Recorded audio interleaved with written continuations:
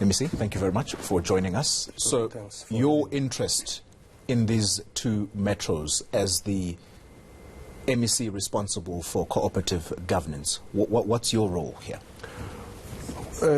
Morning, and thanks for having us. Our interest is to see stability and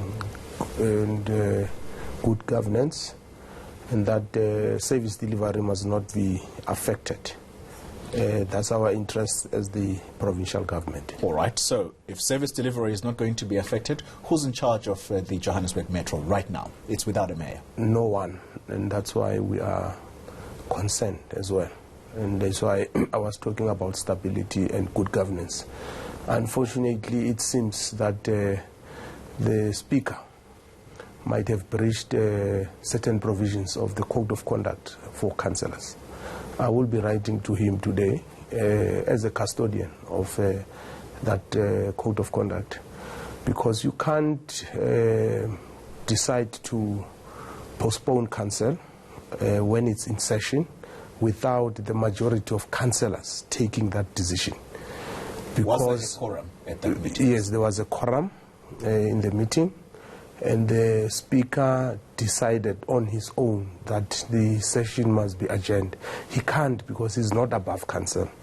Council is the highest decision-making body, and the executive of authority of the in the city rests with the council, no one else. So he would have, I think, acted on his own, and I strongly believe that there's basis for me as the MEC to take action, and that's why I will be writing him a letter today for him to explain why we must not take action against him as a Speaker and as a councillor.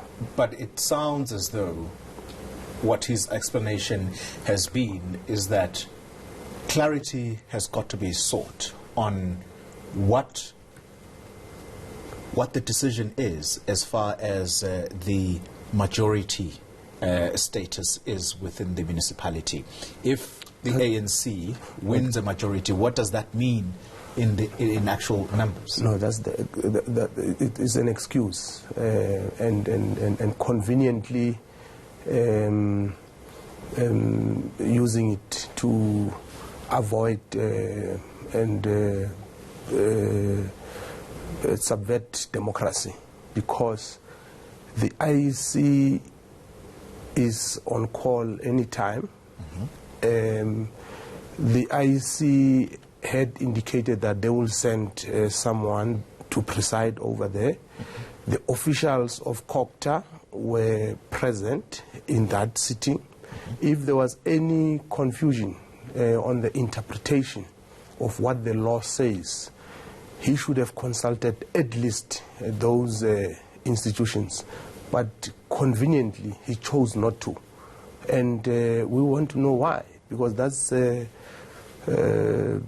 and it doesn't make sense, right. And it's not sufficient and not convincing from where I'm sitting. If we allow individuals to behave like this, it will pose serious threat to democracy, and that's why I view this in a very serious light, and I will be writing him a letter today to explain why I must not suspend or remove him as a councillor, because in terms of the provisions of the Code of Conduct, I've got that authority. All right, let's move to Tshwane then. In Tshwane, the mayor there, the special leave application has been withdrawn. What's the situation now? Yeah, well, you see there, it's the council, it's the municipality. I mean the full sitting, coordinating meeting of the council deciding to reject the leave of the mayor. And there's nothing we can do, because they have that power in terms of the constitution. They're the highest decision-making body. Yes. All right. And we understand that there are two motions of no confidence on the table. If it happens in Tshwane, so first of all, actually in Tshwane, now that the mayor's leave has been cancelled or withdrawn, Does that assume that the mayor is still in charge? That there's no acting mayor, in other words? From where I'm sitting, because he's not on leave, he's not removed, he's a mayor. So if he's not on leave, you can't appoint an acting person. So that's the other clarity we have to seek from the speaker in terms of what is exactly the situation, because you can't say the mayor is not suspended, is not on leave, he's not removed, but there's an acting mayor. So in terms of the law, there's only one mayor that has been elected from where I'm sitting. Yeah. Right. Okay, thank you very much for that clarity. The Gauteng Human Settlements MEC and the MEC responsible for cooperative governance, Lebogang Maele, joining us this morning.